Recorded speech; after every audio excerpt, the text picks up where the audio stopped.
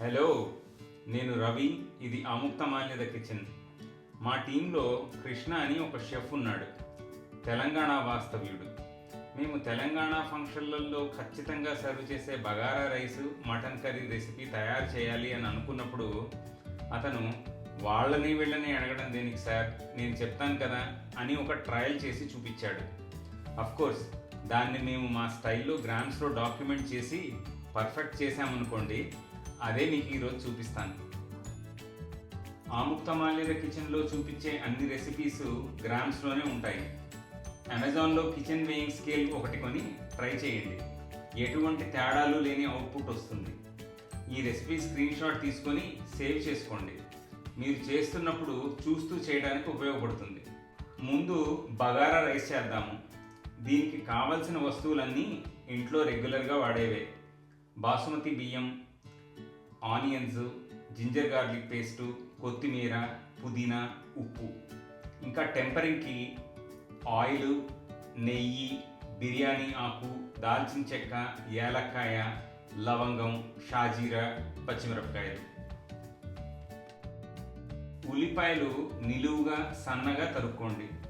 కొత్తిమీర ఇంకా పుదీనా ఆకు కూడా సన్నగా తరిగి పక్కన పెట్టుకోండి. పచ్చిమిరపకాయలు నిలువుగా చీరుకోండి. యాలక్కాయలు, లవంగాలు, దాల్చిన చెక్క పొడి కొట్టుకొని పక్కన పెట్టుకోండి. డ్రై రోస్ట్ చేయాల్సిన అవసరం లేదు. బాస్మతి బియ్యం 3 సార్లు నీళ్లు మారుస్తూ కడిగి అప్పుడు 1 గంట సేపు నానబెట్టండి. ఇప్పుడు ఒక కుక్కర్ తీసుకొని ఆయిల్ ఇంకా నెయ్యి వేయండి. దాన్ని సిమ్లో పెట్టి కొంచెం వేడెక్కాక బిర్యానీ ఆకు, షాహీ జీరా వేయండి. బిర్యానీ ఆకు కొంచెం కలర్ మారే వరకు వేయించండి. ఇప్పుడు పచ్చిమిరపకాయలు వేసి వాటి మీద తెల్ల బొబ్బలు వచ్చే వరకు వేయించండి. ఇప్పుడు ఉల్లిపాయలు వేసి గోల్డెన్ బ్రౌన్ కలర్ వచ్చే వరకు వేయించండి. తర్వాత కొత్తిమీర, పుదీనా వేసి ఆకు కొంచెం కమిలే వరకు వేయించండి.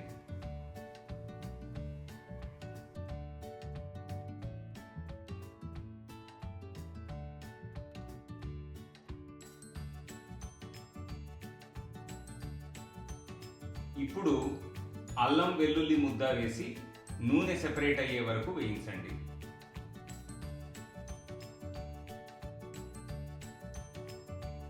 ఇప్పుడు కొట్టి పెట్టుకున్న డ్రై మసాలా పౌడర్ వేసి కలపండి. ఇప్పుడు బియ్యం ఉడకడానికి రెసిపీలో ఇచ్చిన నీళ్లు పోసి ఉప్పు వేసి బాగా కలపండి. నీళ్లు తెరలటం మొదలెట్టాక నానపెట్టిన బాసుమతి బియ్యం నీళ్లు తీసేసి ఇందులో వేయండి. వేసి మసాలాలతో బాగా కలిసేటట్టు కలపండి.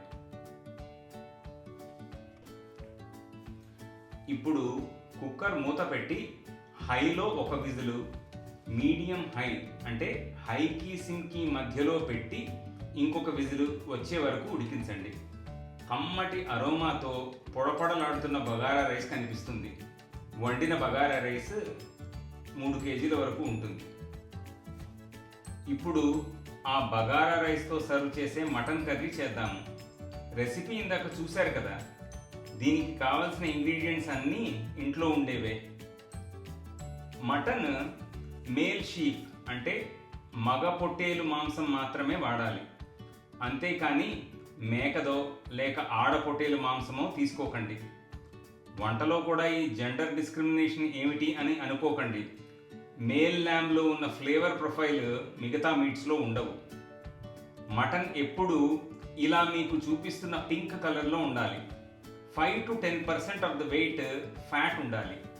క్లీన్ చేశాక 8 kgs ఉన్న పొట్టేలు నుండి తీస్తే అలా ఉంటుంది. మటన్తో పాటు ఉల్లిపాయలు, నూనె, పచ్చిమిరపకాయలు కావాలి. ఇంకా అల్లం వెల్లుల్లి ముద్ద, ఎండు కొబ్బరి, గసగసాలు, 3 మ్యాంగో కారం, ఉప్పు, పసుపు, దాల్చిన చెక్క, యాలక్కాయలు, లవంగాలు, షాహీ జీరా, కొత్తిమీర, పుదీనా కూడా కావాలి. మటన్ కడిగి నీళ్లు లేకుండా చూసి పక్కన పెట్టుకోండి. దాల్చిన చెక్క, యాలక్కాయలు, లవంగాలు పొడి కొట్టుకొని పెట్టుకోండి. డ్రై రోస్ట్ చేయాల్సిన పని లేదు. ఉల్లిపాయలు సన్నగా చిన్నగా తరుక్కోండి. పచ్చిమిరపకాయలు నిలువుగా చీరుకోండి.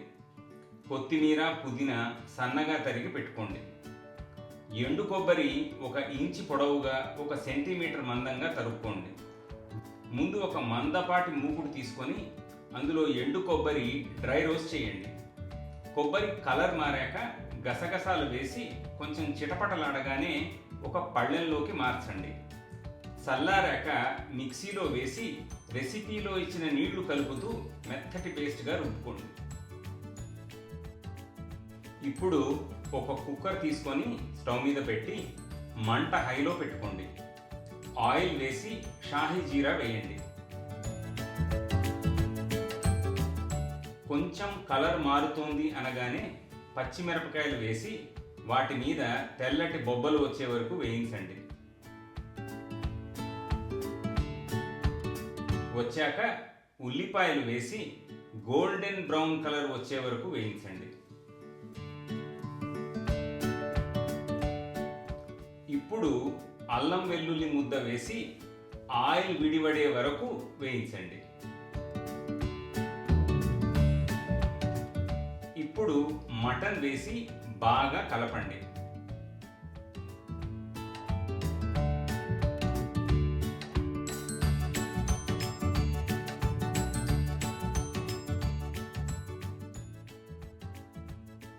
కొంచెం మటన్ కలర్ మారాక పసుపు, కారం, ఉప్పు వేసి బాగా కలపండి.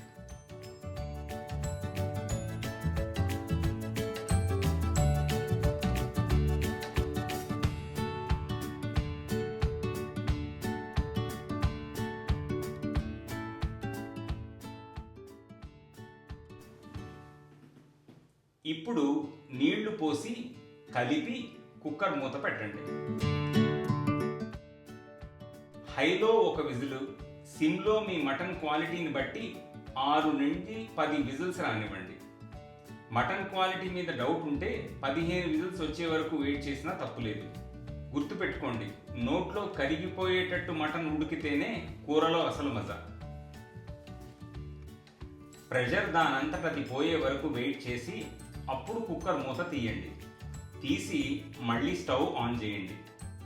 మీరు అదే కుక్కర్లో కంటిన్యూ చేయొచ్చు, లేక వేరే మూకుడులోకి కూర మార్చుకోవచ్చు. మేము చూపించడానికి బాగుంటుంది అని వేరే మూకుడులోకి మార్చాము. ఈ స్టేజ్లో మీకు కొంచెం నూనె ఎక్కువ అయిందా అని అనిపిస్తుంది. తొందరపడి తక్కువ నూనె వేయకండి. మేము చెప్పినంత నూనె కావాలి.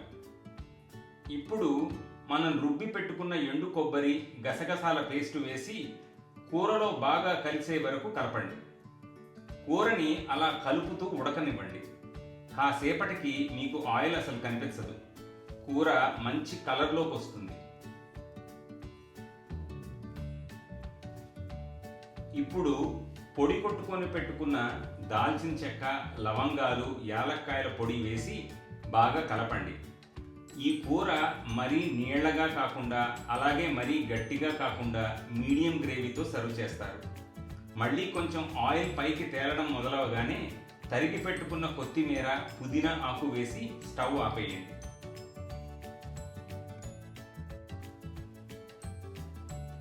మంట ఆపేయగానే వంట ఆగిపోదు. కూరని వేరే గిన్నెలోకి మార్చకుండా వండిన గిన్నెలోనే 1 గంట అలా ఉండనివ్వండి. అప్పుడు పూర్తి ఫ్లేవర్ ప్రొఫైల్ వస్తుంది. ఇంతకు ముందు చెప్పాను కదా, వేడివేడిగా తినడం అనేది చాలా ఓవర్ రేటెడ్. వండిన 1 గంట తర్వాత తింటే పూర్తి రుచులు ఆస్వాదించగలుగుతారు. బగారా రైస్తో పాటు మటన్ కర్రీ సర్వ్ చేయండి. మేము ట్రయల్ చేసినప్పుడు మటన్ కర్రీ, బగారా రైస్ తింటూ మా కృష్ణ, ఇందులో ఒకటి మిస్ అయింది సార్ అన్నాడు. ఏమిటి అని అడిగాను. ఒక 90 ml మందు అన్నాడు. తెలంగాణ సంబరాల్లో బగారా రైస్, మటన్ కర్రీ తినే ముందు మందు తాగడం అలవాటు ఉన్నవాళ్ళు చేస్తూ ఉంటారు. సరే, మందు విషయం కృష్ణకి వదిలేస్తే మీరు కూడా బగారా రైస్ ఇంకా మటన్ కర్రీ ట్రై చేయండి. ఇందులో నేను ఏ మార్పులు చేర్పులు సజెస్ట్ చేయను. నా ఉద్దేశంలో బగారా రైస్, మటన్ కర్రీ అన్నది తెలంగాణ సంస్కృతిలో ఒక భాగం. తరతరాలుగా ఒక వారసత్వంగా వస్తున్న వంట ఇది. దాన్ని మనకి నచ్చినట్టు మార్చడం, దానికి అపచారం చేయడమే అని నా ఉద్దేశం. ఉప్పులు, కారాలు ఎక్కువ తక్కువ చేసుకుంటామంటారా? తప్పకుండా. చెప్పానుగా, ఇదే పర్ఫెక్ట్ రెసిపీ అని అనుకోవడం పిచ్చితనం. మనకి నచ్చడమే ఇంపార్టెంట్. మా కంటెంట్ మీకు నచ్చినట్టయితే సబ్స్క్రైబ్ అండ్ షేర్ చేస్తూ బెల్ ఐకాన్ క్లిక్ చేయండి. మీకోసం చాలా రెసిపీస్ రెడీ చేసి ఉంచాము, మీదే ఆలస్యం.